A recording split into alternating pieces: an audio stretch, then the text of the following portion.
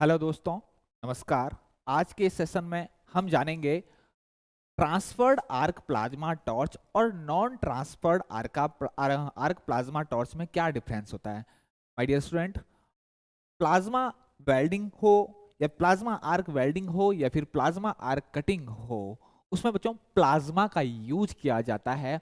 और प्लाज्मा जो होता है वो हाई टेम्परेचर आयोनाइज गैस होता है।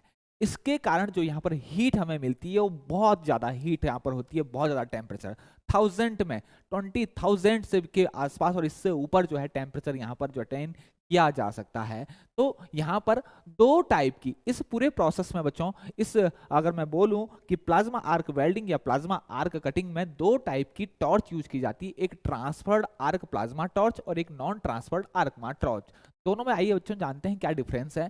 सबसे पहली बात तो है ट्रांसफर्ड आर्क प्लाज्मा टॉर्च को जो बच्चों डायरेक्ट आर्क प्लाज्मा टॉर्च भी कहते हैं, डायरेक्ट आर्क प्लाज्मा टॉर्च। और इसमें जो क्योंकि इलेक्ट्रिक आर्क है, आर्क का प्लाज्मा यहाँ पर बनाया जा रहा है, तो बच्चों यहाँ पर आर्क इसके साथ जो है आपका गैसेज यूज हो रही होगी बच्चों, गैसेज आपकी यूज हो रही होगी, जैसे आपका हीलियम हो गया, आपका ऑर्गन हो गया, या फिर हाइड्रोजन, या फिर इनका मिक्सचर। इसका जो यूज है बच्चों आयोनाइज गैस के यूज में भी यूज किया जाता है। इसके अलावा यहाँ पर सील्डिंग का ये काम करती है सेम गैसेज।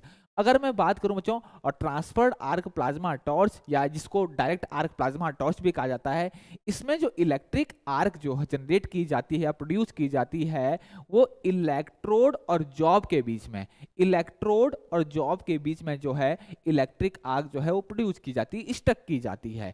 इसका मतलब यहाँ पर वर्कपीस जो होता है वो क्या होगा, आपका एनोड होता है और इलेक्ट्रोड आपका कैथोड होता है। और कैथोड सामान्य तौर पर यहाँ पर टंगस्टन की यूज की जाती है। और इसके बाहर आप देख रहे होंगे बच्चों, इसके बाहर आप देख रहे होंगे ये जो आप दिख रहे हैं ये नोजल है। ये इलेक्ट्रोड के बाहर आप जो है ये देख रहे होंगे बच्चों, एक बाउंड्री आप देख रहे होंगे, ये आपका नोजल है। उसके बाहर ये बच्चों यहां से आपकी आयोनाइज गैस जो है फ्लो हो रही है। इसके इस नोजल के बाहर एक और बाउंड्री आप देख रहे होंगे बच्चों ग्रीन कलर की, ये जो है बच्चों आपका यहां से सील्डिंग गैस आपकी आ रही है।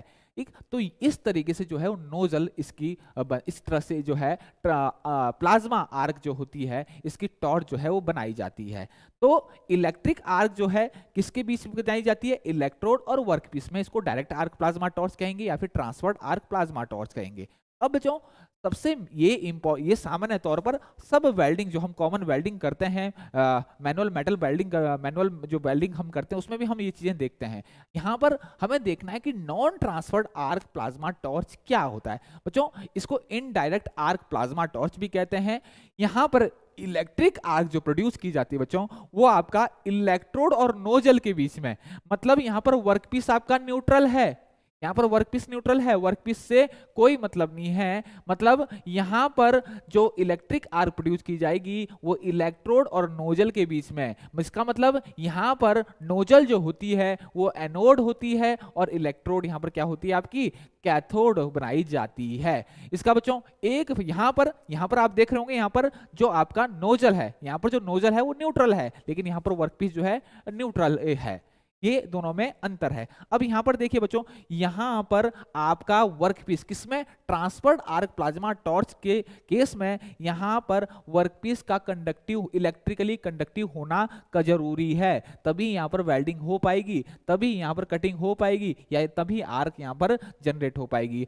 लेकिन यहां पर वर्कपीस आपका न्यूट्रल है। इसका मतलब यहां पर वर्कपीस जो है आपका जरूरी नहीं कि इलेक्ट्रिकली कंडक्टिव होना हो।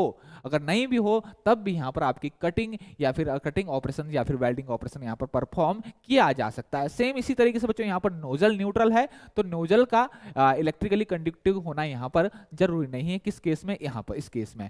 तो ये बच्चों दोनों में जो है वो कॉमन डिफरेंस थे, ट्रांसफर्ड आर्क प्लाज्मा टॉर्च और non transferred arc plasma torch.